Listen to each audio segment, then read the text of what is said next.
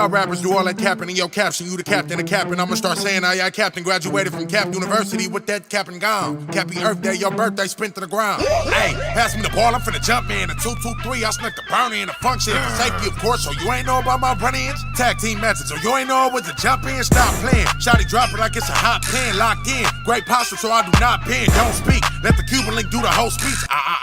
Wow. Wow. Wow. Wow. Wow. Wow. Wow. We are here. We are here. Yes, Lord. We are here to a brand new season of the number one podcast in the world. You know, we used to say in the city, but it's in the world now. We're going to that next level. Yes, sir. We here. We've arrived. We are back for season 3, episode 1 for Unselfish Behavior Podcast. Let's just give some love for that before we introduce this powerhouse in the building today. Man, shout out to the team, but we here. And, you know, we don't sit with nobody unless they're legendary. You know, that's never going to change. And today we have a mighty giant amongst mortal men. Can I just say that? A mighty giant amongst mortal men. This queen here has taken the time out of her very busy schedule to come here to speak to me today. She is an entrepreneur, ladies and gentlemen. She's a hooper as well from the Bay Area. We're going to get into that. Okay. She's a master saleswoman. She's a 6-figure earner. She's a world changer, a mogul. Yeah, you might have some modeling in you as well. You might have some modeling in you. You might got to discover that going on. Okay. Yeah, you might got that one. This is a master speaker. I had the beautiful privilege to be able to see you speak live at, I believe it was called my sister Tiffany's event, Legacy Con. Legacy Con. Saw this sister speak live. She's a motivational speaker, an empowerment coach. She's an author. She has an ebook out right now. This sister right here is an absolute giant in the eyes of us all here. And it is my great privilege and great honor to introduce the one and only Nikki in the building right now, man. Let's make some noise for Nikki, man. Let's make some noise for Nikki. You like that? What you like an that? intro. You like that? You I like was not that? You like that? expecting You like that? You like that? It'd be like that here. It'd be like that. I like to say we in the dojo. How you feeling today? I'm feeling blessed. You feeling blessed by the best with no stress? Is that Man, accurate? Is that an accurate yes. assessment? Oh, man. Okay now. For Okay now. sure. Beautiful, beautiful. Well, welcome to Unselfish Behavior Podcast, season 3. And it is an honor to start season 3 with you because, Thank you know, you, it's been a baby. long journey for myself, just getting back into a creative space to be able to put the content out that the people need, that the people want. Right. And it's our duty to share that. So just like every episode that I've ever done, I always allow the floor to be open for my guests to be able to just tell the people that don't know who you are. Here's your opportunity. Just let the people know who you are, what you do, and what you stand for. Well, you know, thank you for having me, bro. You know, I feel like this is God's perfect timing that I'm here and to be on this amazing podcast. I've watched actually a couple of your episodes. I did. Okay, now. I had to do my own research. And you are amazing. And, you know, like I said, I feel very blessed to be here. And, you know, a little bit about me. You saw me speak at the Legacy Conference back in November. Yeah. And I am originally from the Bay Area, moved to Los Angeles at the age of 12 because of my family's business. I grew up in an entrepreneurial family. And from then, I played basketball my entire life. And I actually had WNBA dreams. Wow. So if you haven't met me in person, I'm literally like 5'0" I'm 5'0" and small Asian girl. And I wanted to play professionally. Like my dad would take me to Sparks tryouts just for me to watch the players try out for the game and try out for the team. And I wanted to be one of those players. So my senior year in college, I played in college, got rejected many, many times. I was actually a walk-on playing in a Division II college because nobody wanted me. So senior year of my college year, I tear my ACL. Heartbreaking, but I knew I could bounce back, and so I did. And I played in the Women's Drew League, actually. Wow. So I was the smallest little Asian girl there, playing amongst actually WNBA players that played in the league. I was playing against them. And during one of my Drew League games, tear my ACL again. And that was a month before my tryouts to play professionally in the national Filipino basketball team. And so heartbreaking, but and that was right before COVID.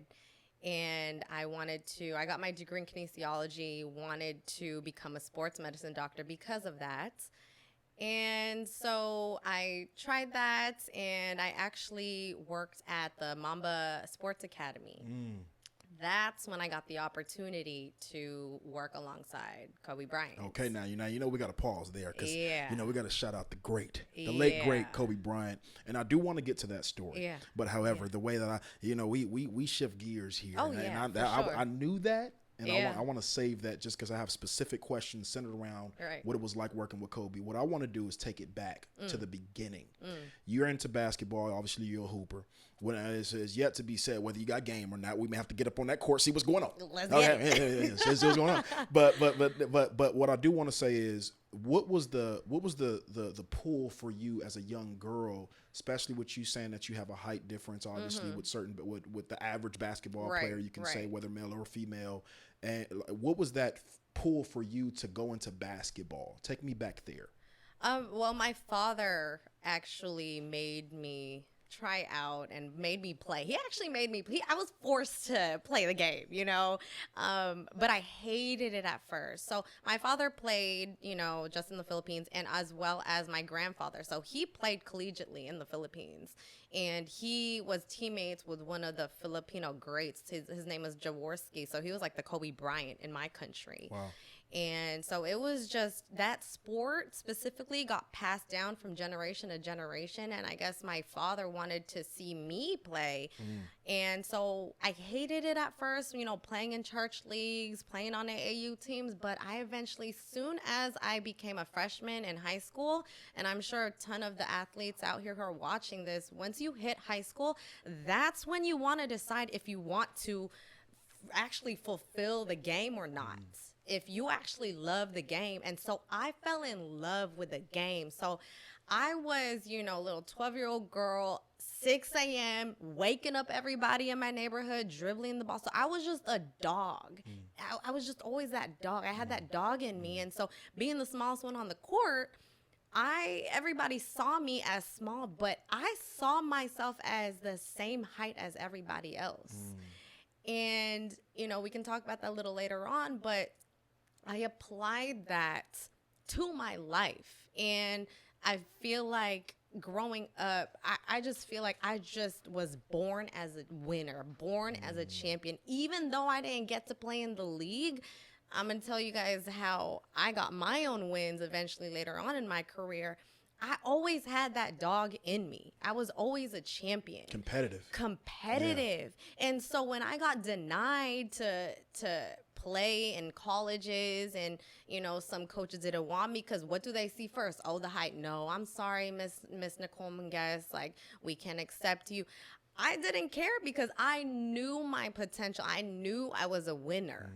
And so that's what originated in me. And obviously the way I was raised, my parents always believed in me. And so I see you with kids, they look at you, they look at how you speak, how you talk, and they always spoke winning in me. They always spoke winning in my life.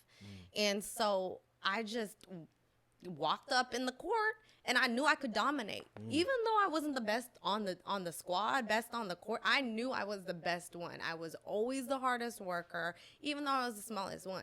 I go into gyms and people laugh. Wow. What's a little girl doing? And, I just had heart. That was me. If you see Nikki, she was the hardest worker out there. You ask any of my teammates, I was always the hardest worker. Yeah, that's powerful. What's present for me right now is the mindset that you took at such a young age and then transitioned it over into your business, obviously, which I want to now segue into. Yeah. Because obviously you're a 6-figure earner. Hold on, let me. Can we discuss? Can we discuss? But when I heard you speak for the first time, that was something that you spoke on and how that mindset that you got from playing basketball, having those disadvantages, quote unquote, at an early age, instilling this mindset in you of like, there's nothing you can't overcome, right? You know, coming into the game and being at a quote unquote disadvantage and overcoming that, and then transitioning it over to business. Right. Tell me how that segue has been for you with taking the mindset that, you know, your father, again, you say forcefully, but it was a blessing, really, you know, that he gave you that mindset, put you in position to have that mindset. How have you transitioned that mindset from a young age playing basketball into business? So it's funny that I'm going to be transparent. As you you should. know, Yeah. I actually haven't spoken this out loud on a podcast or anything. So people think, oh, you know, Nikki, and I prayed about this. I was like, God, do I say this or not? Because people want transparency, right? And so, like I said, this is the first time I'm going to say it. So a lot of people think Nikki, oh, she was given the business to her. Her parents have been doing this business for 23 years. But actually, brother, it was actually the opposite. So instead of the business being given to me, the business actually was almost taken away from my entire family. So my parents have been doing this for 23 years. My dad decides to leave the family. 2018, he leaves the family, and it was just me, my mom, my brother, and my grandmother at home. And that is when my mom almost wanted to quit the entire business and basically sell the business. And my dream was to become a doctor, sports med doctor, work with Kobe. I had all the accolades, perfect. I was ready to go to USC, dream school, to become a sports medicine doctor. And so it was heartbreaking. My father left. It was the middle of my surgery, and I had a choice. I was like, do I leave and you know, do my own thing, or do I make a small sacrifice and help my mother out with the business? And I prayed about it, and God led me to the business, to run the business. And I'm like getting chills right now because, like I said earlier in this podcast, I truly believe that I was born a winner, born a champion, you know, just the way that my parents spoke to me.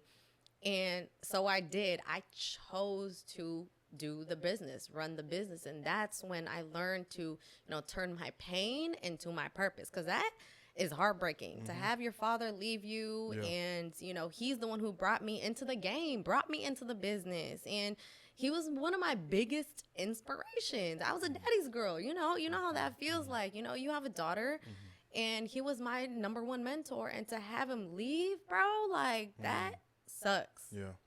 So it was me and moms, and everybody sees my mom. Oh, she is so amazing. She's so bubbly, which she is, but a lot of people don't know the heartbreak and struggle, the divorce that she had to go through. Yeah. That sucks.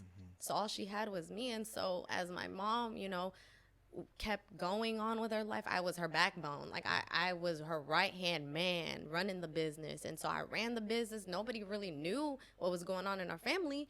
And so we kept it pushing. The first 3 years in the business, I was a worldwide sales champion. 2 years later, I got another title, another ring, to become a worldwide sales champion. But I'm not over here telling people my story. I just kept it pushing. And so I feel like that's what people don't understand as a champion. You know, you have to keep it pushing, not care what anybody says.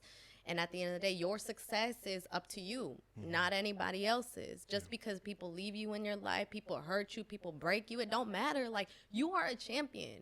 It's up to you. And so I apply that same mindset in basketball to my business. I didn't care if, you know, my father left. I didn't care whatever anybody thought about me. I was like, you know, I got to surround myself with the right people. And I feel like it was an advantage because my mother, her colleagues were all RGD. So RGD is like a registered general distributor where they're basically like the CEOs of like their own business. And so I was surrounded by CEOs, bro. Like my friends were multimillionaires. I was being grown up into, you know, people who just had $1 million conversations at the age of 18, at the age of 23. And I'm like, what? Like, and so when you have those type of people around you, that is going to empower you. And you know, I just thank God that my mother is strong, and I want to give her a shout out for Absolute shout out to moms. You met her too. Yeah, I I think. did. Absolutely did. Yeah, she was there. she's amazing. Yep, She's amazing. She's like my hero. Yeah. And you know, that's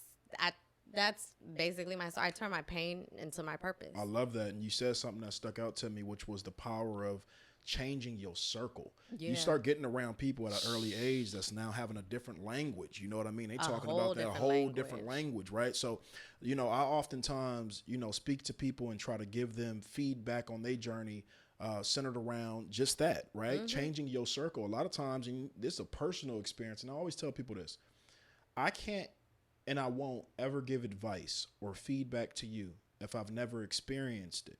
If I didn't experience it, I'm going to just say, you know what? Honestly, I don't know what that feels like to go through that, but stay strong in that. Right. I'm just not the person to be able to give you step-by-step analysis on how to get through that. Right.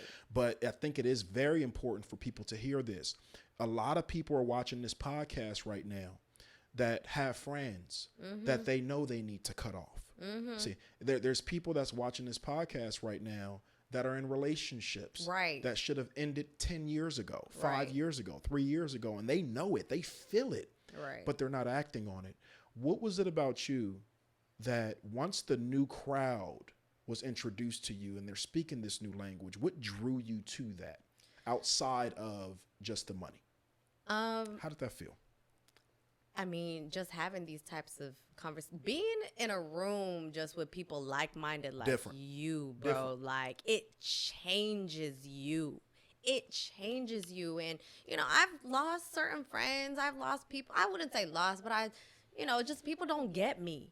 People don't understand my mindset. I'm a dog. Like I'm up at 5:30 a.m., bro. Like people literally see like this small little Asian, but like I just work so hard because I want a lifestyle, not only for me, but for the next generation of my life.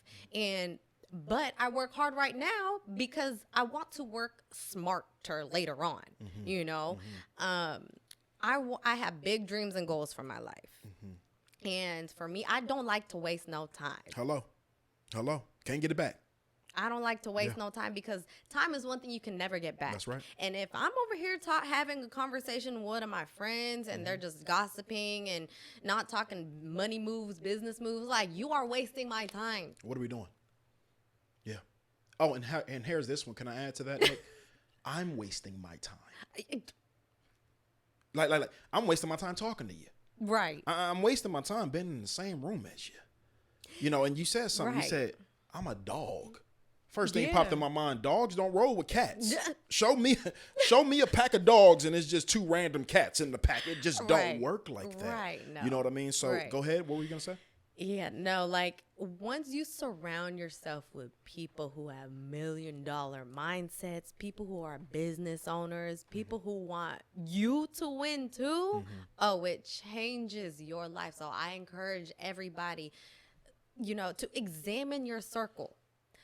And to add people into your circle who are better than you, who dream better than you, who have bigger dreams than you, who want to see you win. Because I learned this from one of my mentors. He said, you need to surround yourself. If you want to be a great mentor, you want everybody else to win. And if you do not want people in your circle where you feel any type of envy, jealousy, negativity, you don't want that. And for me, I truly believe that I'm a blessing. I'm a child of God. I am a whole entire blessing. And God has given me big goals and dreams in life where I need to spend every single moment on this earth fulfilling those goals and dreams. Come on. Because if I'm over here wasting my time, I am disrespecting the Lord. Hello. I'm disrespecting the mission. It takes me into the next segue, which is like you literally there. You speaking the language, and I know you are because it's part of my notes already. You saying what I already wrote down. I'm like, yo. So let's segue here. When you talk about the mindset, when you talk about association, when you talk about the calling, this thing inside of you that won't even allow you to waste time. I don't have time to waste time What are we doing? Right. It leads me to my segue of being talented versus being gifted. Some people are talented. Yeah. And it's usually, if you notice, the talented ones that don't work as hard. Right. Let's digest that. Right. It's usually the talented motherfuckers that just don't wake up at 4 in the morning. But it's the ones that feel a calling, the gifted ones, the ones that have the calling that's unexplainable. I don't know why I'm waking up at 4 in the morning, but there's something inside of me saying, get your ass up at 4 in the morning. We got things to do. Talk to me about the difference between being gifted and talented. Great question. Because my height was a big disadvantage. You see what I'm talking about? Y'all see what I'm talking about now? There it is. There it is. So obviously, that's one thing that I was not gifted with. There we go. But God did give me a gift of passion, desire, dedication, and relentlessness. You know, that is one thing that God has gifted me to kind of overcome the talents that were not given to me. But also, a lot of people, like you said, use their talents as an excuse, and they use their laziness as, you know, something that's, oh, I'm already talented. I don't have to do 1, 2, and 3. You know what I mean? I'm sorry to interrupt. You know who I just thought about? You'll appreciate this. You spoke on Kobe earlier. Yeah.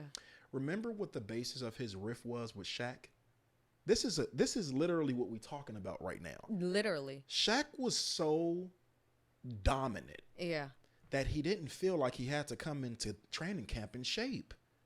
Shaq said this out his own mouth. I'm not sure if you saw the interview with Shaq and Kobe speaking to each other at the Lakers facility in El Segundo with the trophies in the back. They spoke on what we're talking about right now. They did. And Kobe looked at him and said, that was my problem with you. You didn't feel like you needed to work hard because you was just going to dominate everybody anyway. Right. He just felt like he didn't have to go and do all the shit Kobe had to do and wake up at 3 in the morning and go run 5 times before practice and then go to practice and work out again. He felt like he was that big and that dominant to where he didn't have to put in the extra work.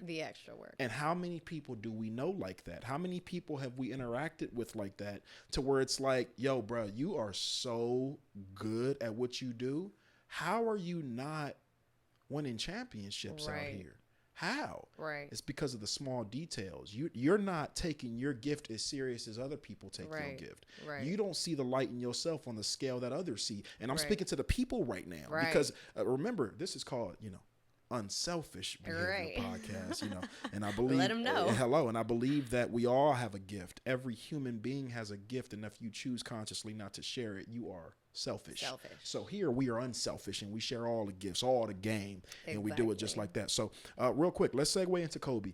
I know just now the Lakers unveiled his statue, which is well deserved, and I love the fact that Vanessa said he's getting 3 because I was like, if my guy's not getting at least 2, I'm going to have a problem. So when she said he's having 3, I said much respect. To and Jeannie. He's having one with Gigi too. Yeah, he's having one with Gigi, one with 24, and one with 8, and that's gonna be special. Talk to me a little bit about what Kobe's influence has been on your life and what it was like working with him. Man, well, growing up, he was our player. He was our guy. Everything. But I just want to give a shout out to my younger brother who is, you think I'm a Kobe fan? My brother is a Kobe. Matthew, this is for you, bro. Shout out to Matt. Growing up, man, he had a room painted, not gold, but yellow. Wow. Just all yellow. All yellow. Understood. With the big fat head Kobe sticker. Understood. Oh, yeah. He had that up in his room. Come on. And he had Kobe everything. But, I feel like it was God's divine time that I was able to work with Kobe as well, because it's funny. I just also want to give a shout out to my brother Coach D Pinkard, who I, coached alongside with at Mamba Sports Academy in Thousand Oaks. And he actually sent me a text where he was looking for certain coaches to coach the WNBA junior basketball clinic out in Thousand Oaks. Yeah. And he was like, yo, Nikki, like, I was wondering if you're available at a certain day. And I was like, yeah, sure. And he had mentioned, I think he had mentioned Kobe in the text message. And I was like, oh, I'm out. I'm there. Come on. And I'm there. I pull up, and it's a lot of, you know, mutual friends that I'm able to coach with. You know, my homegirl T was there. Who else was out there? JD. And it was an amazing experience. It was actually one of his last all-girls basketball clinics that he coached with, that he threw for the WNBA. And, you know, thank God, you know, I was selected because I never knew it was going to be one of his last ones. And so I'm over here. So each coach had a section, had a drill that I had to make up. So I was over here making up a drill. I think mine was like a jab step and a pass. And so I made that drill up, and the girls would just rotate. So Kobe came up to my section, and he just nodded his head, and he clapped his hand, and he literally told me, love what you're doing out here. And I was like, yo, thank you. And I was like, and I had to keep my focus on the girls. And it was just so amazing because it was a whole basketball clinic that he threw, and hundreds of girls were there, and he's had a speech at the end. And, you know, after that, after he had passed away, he's actually the one who inspired me to coach and run my own clinic. So I ran my very first clinic after he had passed, and I dedicated that clinic to Kobe Bryant. Actually, it was like the third clinic that I dedicated to him. Okay, now. And so it was just an amazing experience just to be in the room with him, in the gym with him. Come on. And we had the same common ground, and we had a whole picture together, group picture. Nice. And it's just legendary. It was awesome. I love it. And, you know, you say Big Matthew, your brother, he's the biggest Kobe fan you know. Oh, my gosh, You didn't meet this young boy who was born in January 19th, 1991 by the name of Quentin. Yeah, that's me. Oh, there you go. I mean, like, Kobe and The Rock was like, they ran my entire childhood. Like, they were just the standard for everything I did. You know what I mean? Yeah. Like, so shout out to Kobe, shout out to his family, and shout out to the legacy that he left, that we will now pick up the baton. Man. Yes, ma'am. We're picking the baton up, and we're going to finish what he started, because it's extremely important to understand the message that he left behind. People want to talk about Mamba mentality. I love the fact that Derek Fisher spoke on this when he spoke at the unveiling of his statue, and knowing that the Mamba mentality is not just about what you do on the court. Right. Kobe stood for something with family, with his friends, with his teammates, with his coaches, with his whole everything that he touched, whether he was an author, whether he, you know, my man won a whole Oscar out here. You know, like everything he touched was Mamba mentality. Right. And so we leave that segue with that, and RIP to the greatest of all time, in my opinion, never to be duplicated. Let's talk some hoops right now, shall we? You a hooper. Sure. How dare me bring a hooper here and not talk hoops with you? You know, Here how dare we me, Greg? I told you we're going to unpack it now. Here we go. So where you say you from again? The Bay Area. You know, so for me, I'm born and raised in, and shout out to the Bay. You know, we just teasing. You know, the Bay ain't no joke. You know what I mean? And the Bay got a lot of culture out there, too. I absolutely actually love the Bay. I've been out there 3 times. And it's just a different energy out there. Very passionate about everything they touch. But I do want to speak on the Warriors, the state of the Golden State Warriors. You're a hooper. Our last guest that we had to end off season 2 was Matt Barnes, and he spoke up a lot about the state of the Lakers. What I want to do right now, because you're a hooper, is that an accurate state? Hey, you know, we want to make sure you representing the Mamba Academy. What's the state of the Golden State Warriors right now? What's the realistic expectations for y'all this season? This season. Okay, so to be honest, you just blinked like 10 times. You understand? Nikki said, okay, since you want to talk.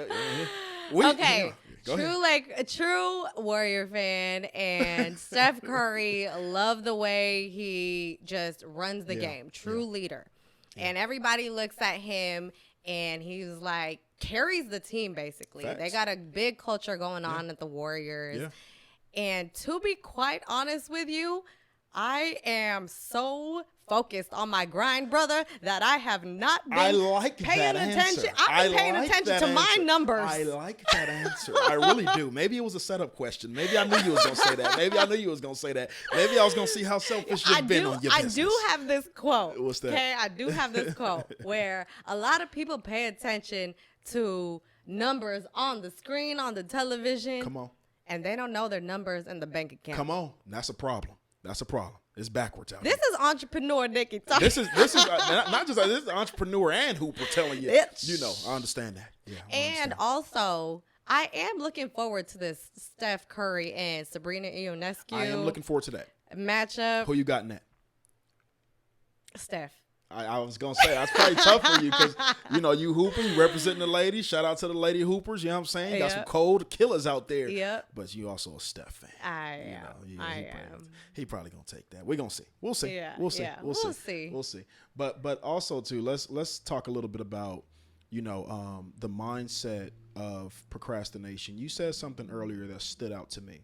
You said, if I don't honor my gift, if I don't honor my life's mission, something along this line, you said, then I'm blatantly disrespecting the Lord. I'm disrespecting the Creator. I'm disrespecting God because He gave this to me to use, to share, to be unselfish with. Right. So speak to the people out there that's dealing with this disgusting, toxic word called procrastination.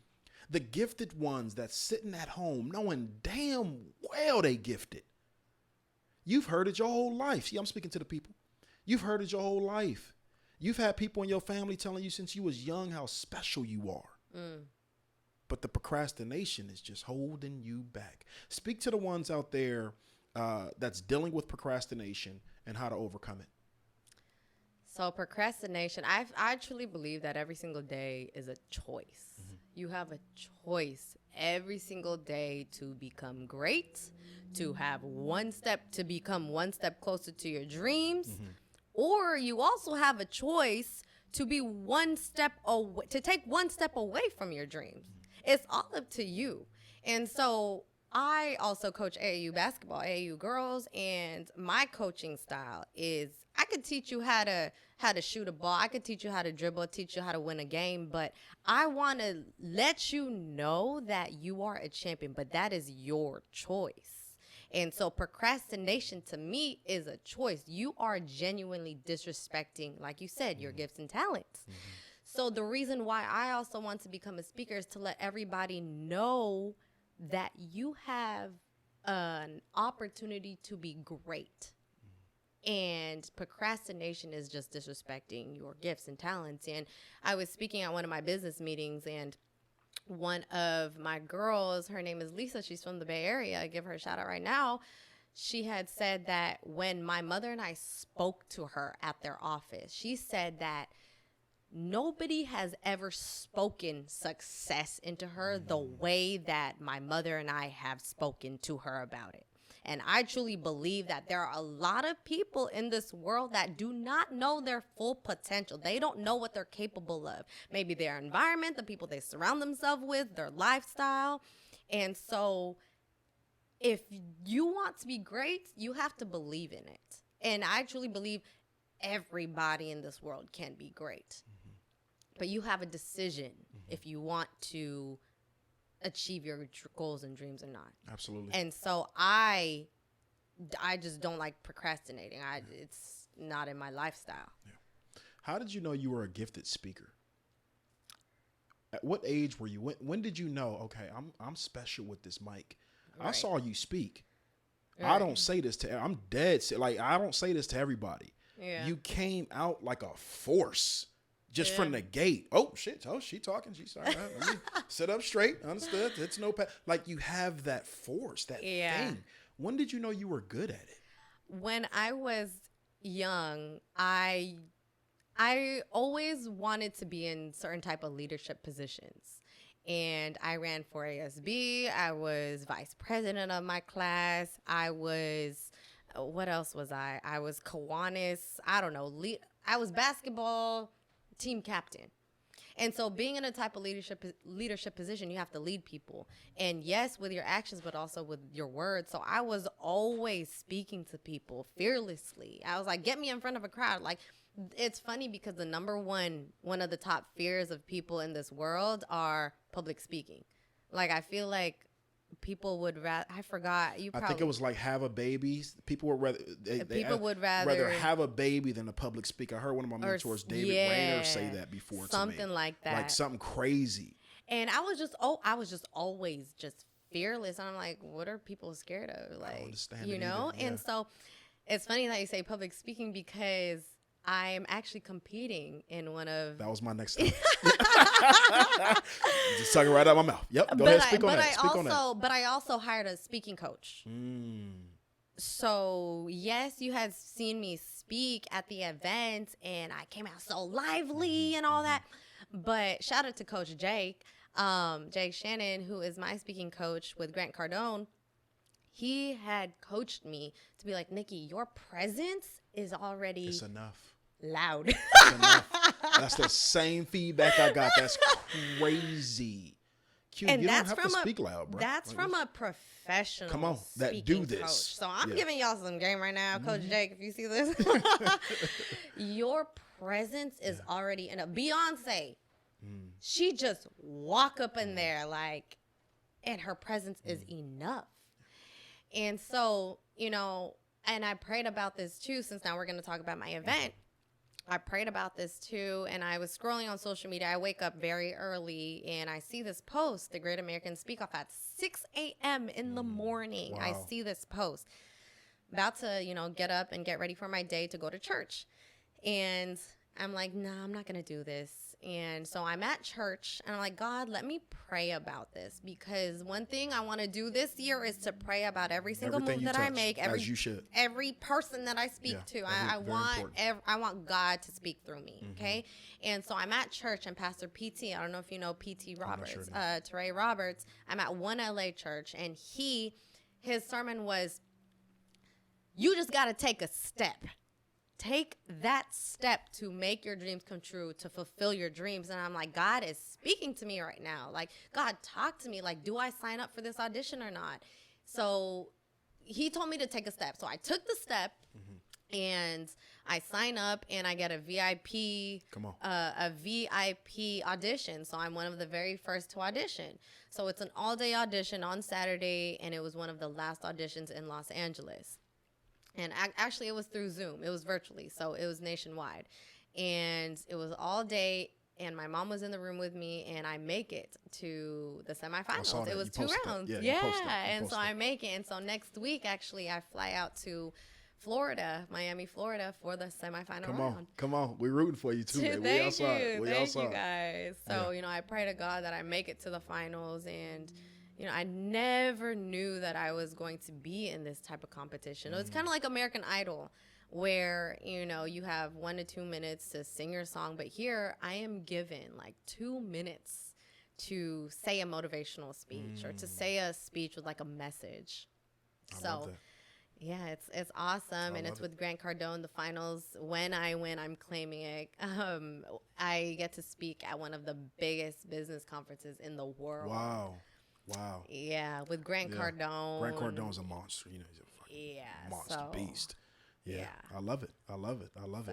Well, you know, we like to do some time here at Unselfish Behavior Podcast is we like to equate this podcast to a fast sports car. Do we not, Jasper? Do I talk a lot of times and say, well, we're just gonna shift gears? Ain't that what we're gonna do?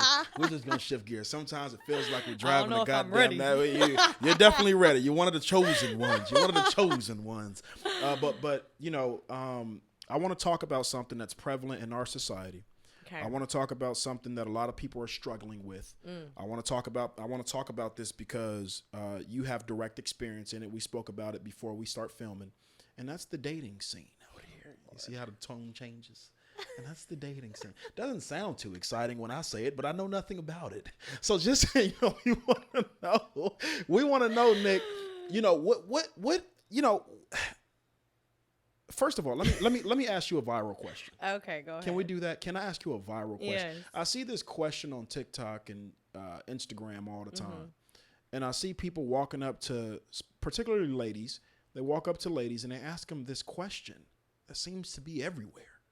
And they ask the lady, they say, how much money does a man need to date? I'm sorry, how much money does a man need to make in order to date you?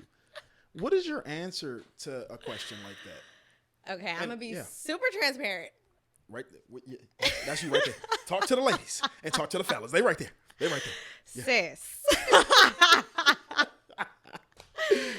Yeah. So for me, entrepreneur mindset, I am very business minded. It's got to be a lot of money. Yeah. No, it's just because with the lifestyle that I have and with the type of heart that I want, a heart to give. You know, at church, they were like, okay, well, you and your significant other, if you guys have the same mindset, same goals, you guys want to have a pocket full of money, but not just for yourselves, but to give to the communities. Like, that's just the type of family that I've been raised in. Yeah. And so for me, when I want to have a husband or a spouse or a boyfriend, whatever it is, you have to be financially stable. Yeah. And I'm, not trying to be picky or anything, but I really am. Yeah. I want someone who is in the same lane as me, business-minded, entrepreneur-minded, multiple business going on. And if you don't got it going on, like, okay, cool, but at least, have that same mindset that drive, as, yes. Like, you got a business plan? Cool. Like, let me help you out, but at the same time, I don't want you to, that's a whole nother story. Like, you to be relying on me. I know where you're going. Yeah, I know where you're going. Yeah, because they need to hear that. Money is huge for me. Money is just a tool, bro. It's not just, I want to make $1 million just to have $1 million in my bank account. Right. No, it's not that. It comes with a certain type of lifestyle that I want for my kids, because my parents came from literally rags to riches. And so for me, they gave me everything that I wanted. It was a certain time where, Matthew, shout out to you again, where we went to Disneyland for my brother, like, I don't know, his 7th birthday, and my parents bought all of his friends season tickets to Disneyland. Wow. Like, that was the type of lifestyle my brother and I grew up in. Meanwhile, a nigga like me was lucky to go to Knott's Berry Farm once every 2 years. Goddamn, big difference. The tickets were only $30. 5 of us mom said, y'all ain't going nowhere. Take your ass to Venice Beach. Shout out to your parents. Yeah, the type of lifestyle, like splitting checks, that's a whole nother. That's big, yeah. What? That's big. I would go out and my parents would pay for the whole, community. And so money is huge for me. You got to be entrepreneurial mindset. You got to be a millionaire. I mean, no. He got $450,000 in the account right now. He's just starting his thing. He's doing his thing. What's going on? And no, that's cool, because I know he could put some of those racks into investments. He making one. Watch this. He making about $85,000 a year. That's fine, because, like I said, investments. Put half of that into investments. I'm teasing you.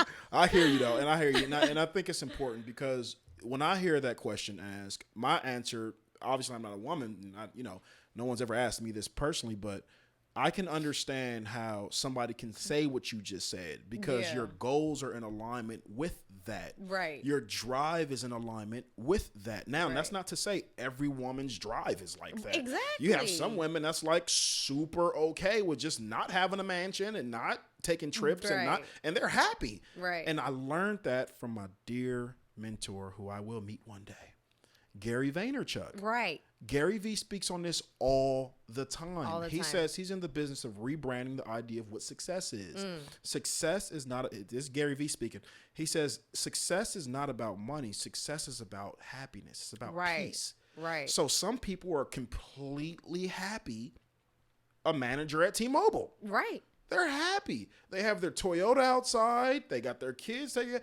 They're fine with that. Right. So I think it's important to just align the person that you sign up for, the person that you say, yo, we're going to build together. Right. Align them with your long-term goals. Right. So that's why I respect your answer. Right. Because it aligns with your long-term goals. Right. You know what I mean? So, Right. you know, we ain't talking to no OnlyFans sister out here. You know, no disrespect to the OnlyFans sisters. You know, but it's some women out here that's just like, yeah, you got to make this, you got to make this, you got to make this. But they don't have no drive, no business plan. Exactly. No nothing you bring it to the table. What do you... That's a whole nother story. That's a whole nother story. That's a whole nother Yeah. story Yeah. because it's like, oh, he needs to check off this, and that. But like for what, sis? Like You don't have none of it. Okay. I Anyways, got- next topic. yeah, next topic. You know, because they try to cancel King Q a few times. You know, so we keep it mild. We keep it mild. But I want to ask you this. My last question centered around the dating scene. What are men lacking in the dating pool today?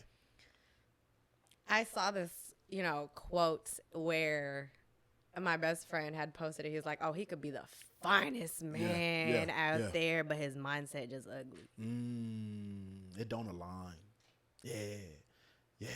You just cool with being mediocre, bro? What's going on? Yeah. What's going on? You lazy, bro? Yeah. Bro, you just be at the house playing video games. You don't do nothing. You don't do nothing. Like, you ain't got no projects. You ain't working on nothing. You ain't creating nothing. And you cool with it? Yeah. So you do you experience a lot of brothers like that just kind of have the fine thing? They got the intent. Then you meet them and they're like, this ain't about shit. I've dated, there was this one pro athlete. He played in the NFL and he was an amazing guy, and just the mindset wasn't there. Obviously, he was like, his hustler mindset was there for, football and all that. But what happens after, the career, and also, mindset and values, man. I feel like, me as a Christian woman believing in God and the Lord, and I align everything with what I do with God.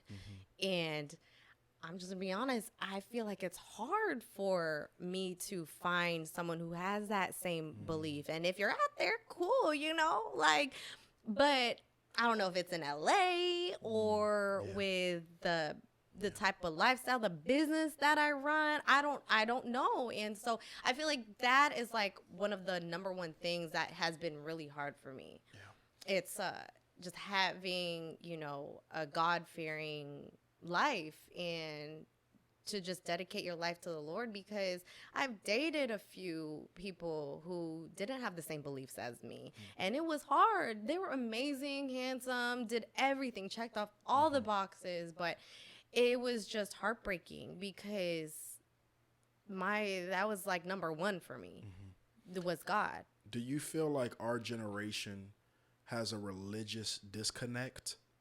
I see this a lot. I've experienced it a lot, and I've spoken to quite a few people that has said that to me. And for me in particular, I grew up in a very religious household. And the older I got, the more interested I started to become in different forms of spirituality. I started you will see my book collection. I have literally there's books down here like this that wouldn't have been allowed in my mom's house when I was a kid. Right. I've always been curious about every religion. Like, what are y'all talking about? What draws you to it? So I grew up in a Jehovah's Witness household. I grew up in a very strict Christian household. Like, you couldn't listen to certain forms of music. You couldn't watch certain TV shows or movies. You couldn't hang around certain people that were not Christian. So I grew up with the mindset of like, we only mess with our own. But what about the other? So you telling me we the only good people in the world? Right. Like, what? I've met some really good Muslims that are just like really great people. Right. Really good Catholics, really good Jews.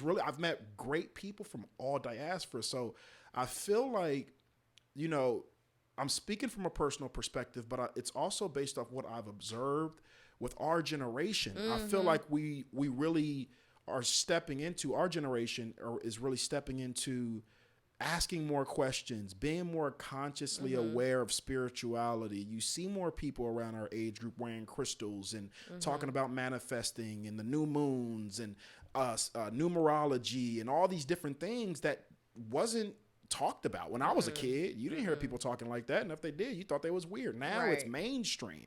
Now it's like everyone's doing it. Everyone's talking Right. about it.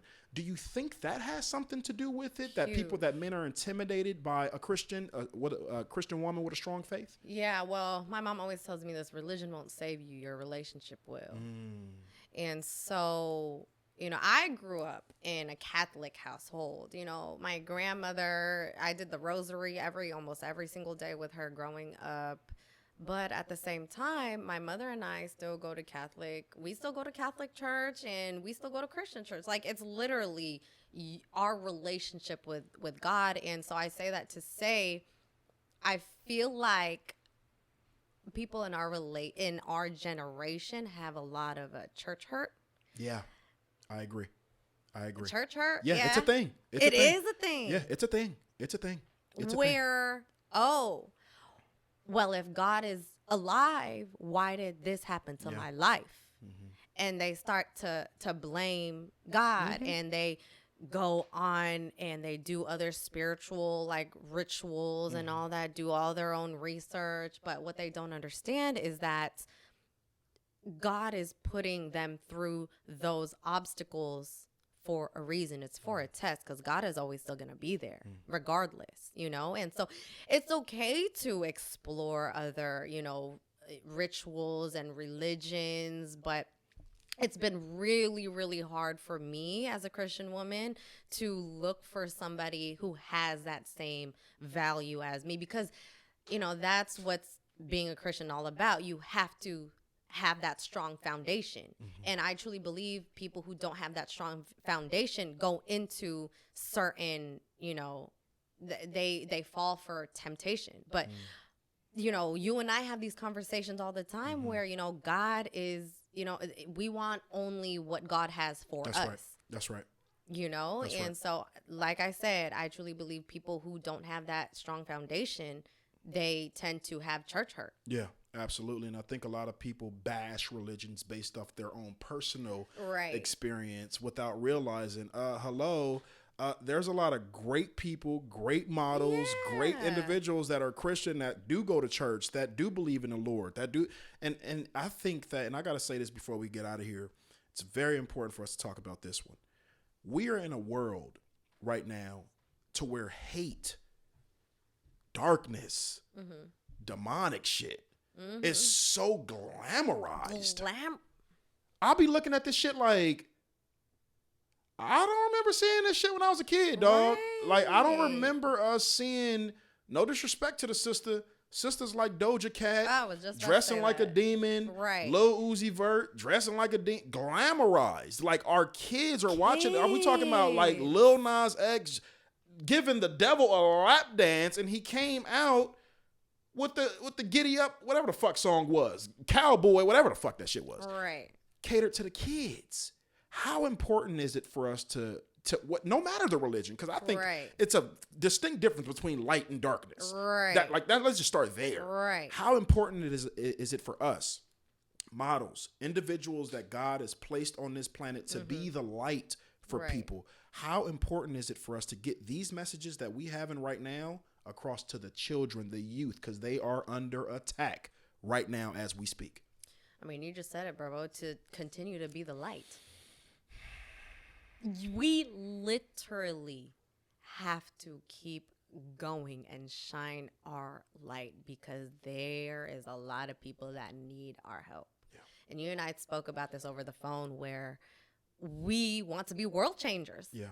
Literally want to change the world to become a better place, as cliche as that sounds, but we are literally under attack. Yeah. I coached AAU, and there are girls on Instagram, on TikTok, and I'm like, Lord Jesus, I just pray what they see is, appropriate on social media, because you can't control that, especially now with the media. And this is the reason why I'm so passionate to become a speaker, to just speak. This is a purpose. This podcast for you, this is your gift. Thank you, sis. You are changing the world through this. Your production team Speak on that. is the behind the scenes to this. I just want to give a shout out to you guys because, and I told this to them. Yeah. This is your gift. Whatever your gift is, it has to not just be for you. It has to be unselfish to change the world. If your gift is just to serve yourself, there's no point to that. Ain't doing nothing. And so for me, that is to answer your question, I want to help change the world and touch the younger generation through my words, because I want to instill a light in their lives to know that there is hope and that God is protecting them, because there is evil out there, but there is also God. And it's a lot of good and it's a lot of God exactly. out here. And I was just speaking to my queen about this, like, no matter how much they promote this dark shit, all these ritualistic, cultist shit that's going on TV, it's a lot of light out here. And the only individuals that I can ever remember in the history of humanity that have ever been under attack are ones that's strong and not weak, are ones that are not dwindling. They don't attack individuals that are dwindling in numbers. Right. They're already defeated. That's no different than when a lion is hunting. A lion won't even want to eat a wounded animal because they love the hunt that much. I learned that from Eric Thomas. Dang. They won't even eat it. They'll just sit there and play with it. They don't want it. They love the hunt. They want to run for that shit. You understand? So I feel like we have an obligation. We have a duty. We do have a duty. We have a duty to get this message out. We have a duty to shift mindsets, to shift paradigms. So with that being said, I always like to end conversations at a space where they're digestible. That's the big thing that I love here, because we're giving individuals a lot of information, and you got to come back as well. You have to. We're gonna have you back, and I do mean that, and I do mean what I say. Thank you, and I say what I mean, because you are a powerhouse, and you have you're one of those types of ones. Jasper knows this. Like, she one of them ones that we could talk to easily for 3 hours. Yeah. Like, it wouldn't even be a force. Like, I got so much like. Oh my gosh. But I'm also aware of the viewers. I'm also aware that we're in the age where attention spans are, no disrespect, like goldfishes. Yeah. And it's like, okay, y'all better. So we want to leave it at a space where it's digestible. Right. You understand? So I want to thank you so much for coming. But before you leave, I've done this with every single episode ever in the history, at least to my knowledge, for Unselfish Behavior Podcast, and we want to leave the people off with what's called an unselfish message. See, you about to go on a show and you're gonna win it. Yes. You see, I'm the first podcast that she's been on to where I'm gonna look in the camera and you're gonna come back and watch this, and I'm saying, Nikki is winning. What's the name of the show? The Great American Speak Off. The Great American Speak Off. She will be the winner. It is done. It is written. She's already chosen to represent. You understand what's going on. Amen. And it's already in the ethers. It's already done. And that's an ashe on that. But we want to leave the people out with what we call here an unselfish message. That's your camera right there. You'll look at the people and just leave them with your message. What message are you looking to leave the people with? What is your world message that you're going to talk about on that stage? What is the lasting message from Nikki Mungues? Close enough. Mungues. Love you. Mungues. Okay. What's your unselfish message right there in that camera? So my message to you guys is to learn how to turn your pain into your purpose. Do not let no losses define you at all, because you are a champion. It's already in you. God made you to become a champion. And so just keep going. Dream big. Take that jump. Take that risk. And do not care what nobody says about you. And just keep changing the world one step at a time. Absolutely. Such a beautiful message. Thank you so much, my dearest of sisters, for coming on the #1 podcast in the world that is Unselfish Behavior Podcast. Oh, we just heating up. Stay tuned. We got some hitters on the way, but we had to start it off with the giant amongst giants. Thank you so much, Nikki, for coming yet again.